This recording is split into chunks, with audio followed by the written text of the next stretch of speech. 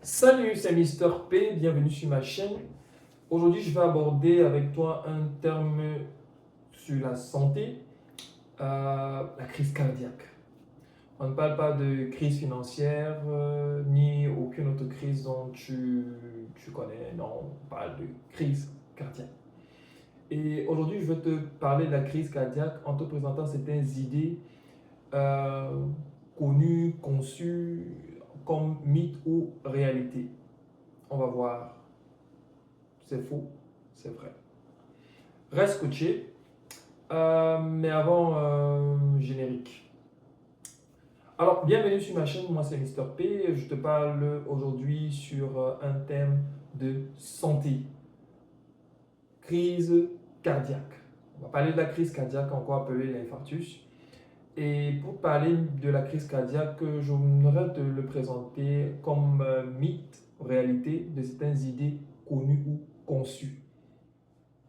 Alors, avant de parler de ces idées et de déterminer si ce soit des mythes ou des réalités, j'aimerais d'abord définir c'est quoi la crise cardiaque. Bien sûr, il faut bien qu'on sache un peu c'est quoi la crise cardiaque, même avant qu'on ne commence à dire ah, c'est mythe, réalité. Bon, je pense que c'est logique, c'est très bien. Alors, c'est quoi la crise cardiaque? La crise cardiaque est un événement qui survient lorsque une partie du cœur n'est pas bien approvisionnée en oxygène. Et cela survient pourquoi? Ben parce que les tuyaux qui donnent du sang, par lequel le sang passe, pardon, et qui vont donner du sang aux différents tissus du cœur, les muscles du cœur ici appelés myocarde, ces tuyaux appelés artères peuvent être bouchés. Lorsque ce tuyau est bouché, ça va entraîner une mauvaise perfusion, une mauvaise irrigation de cette partie du cœur. Et donc, parce que cette partie du cœur n'est pas bien irriguée, elle ne va pas recevoir un bon apport en termes d'oxygène. Et cela va entraîner donc ce qu'on appelle la crise cardiaque, encore appelée l'infarctus, lorsque un territoire important du cœur est concerné. C'est ça la crise cardiaque. Ouais, c'est ça la crise cardiaque. Maintenant, on aurait peut-être aussi pu savoir comment ça se passe. Ah ben pourquoi pas. En fait, qu'est-ce qui se passe dans la crise cardiaque? Ce qui se passe, c'est que on a des plaques d'athérome les plaques d'athérome, c'est des plaques de graisse qui peuvent quitter qui peuvent se déloger de la muraille des vaisseaux sanguins appelés la tunique intime. Lorsque cette plaque de graisse quitte la paroi d'un vaisseau sanguin, cela peut entrer dans la circulation et aller boucher des petites artères au niveau du cœur. Et lorsque cette plaque d'athérome va donc se loger au niveau d'une artère au cœur, cela entraînera une cascade de réactions inflammatoires qui, in fine, produira un caillot sanguin à cet endroit. Ce caillot sanguin étant formé donc, tu comprends pourquoi le sang qui doit passer ne passe pas bien.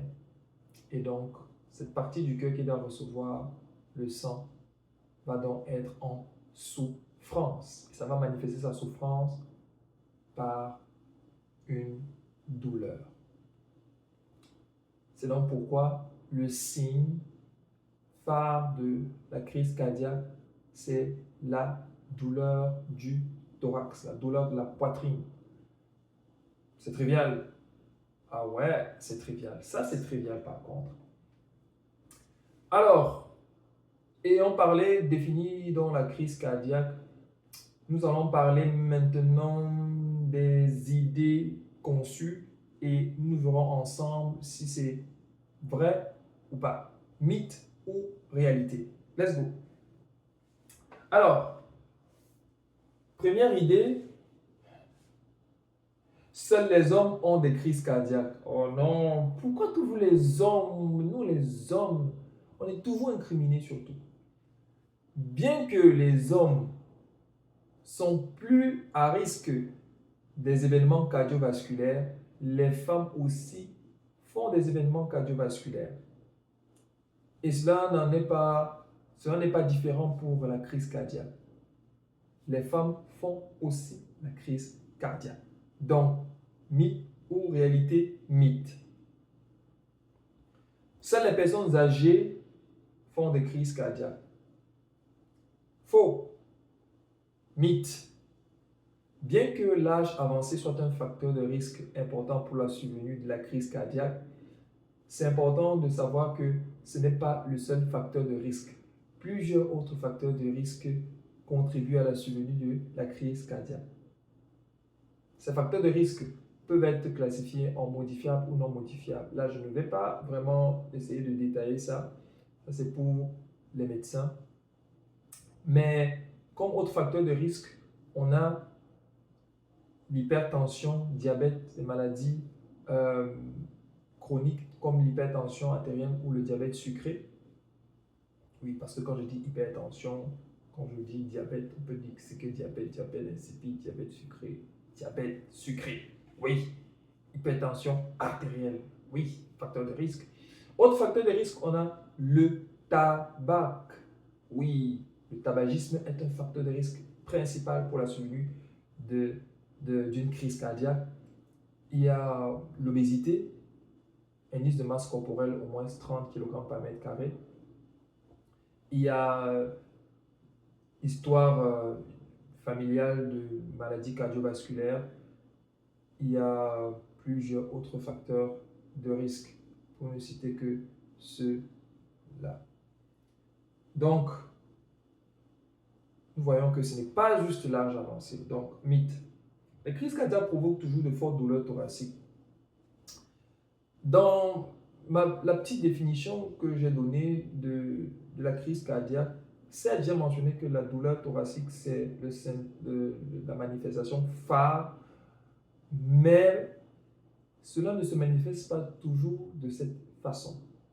Parfois, au lieu d'avoir une douleur thoracique, ça peut être une douleur au niveau du dos, ou même parfois une douleur au niveau de l'abdomen, ou une douleur au niveau de l'estomac, ou parfois même une douleur isolée au niveau de la mâchoire, ou même du bras.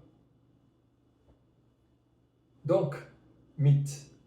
Pourquoi la crise cardiaque peut se manifester de différentes manières? C'est simplement parce que le cœur, il y a plusieurs artères qui approvisionnent le cœur en sang. Parce que oui, le cœur aussi doit être approvisionné en sang, bien sûr. Donc, dépendamment de l'artère qui est affectée, la manifestation, la symptomatologie sera différente. Toujours est-il que la douleur de la poitrine est le symptôme phare de la crise cardiaque. Oui, la crise cardiaque, c'est une crise. Ouais. Une crise parce qu'un territoire du cœur ne reçoit pas le sang. Et donc, comme ce territoire ne reçoit pas le sang, comme pas de crise financière, quand on n'a pas l'argent là, ça ne va pas. Hein? De même, quand le cœur, une partie du cœur ne reçoit pas assez de sang, il n'est pas content, il souffre. Et cette souffrance va être manifeste. Comme quoi la souffrance est manifeste. Ouais. Alors, prochaine idée. Si vous êtes en forme, vous ne pouvez pas faire une crise cardiaque. Très, très, très bonne question ou très, très, très bonne idée.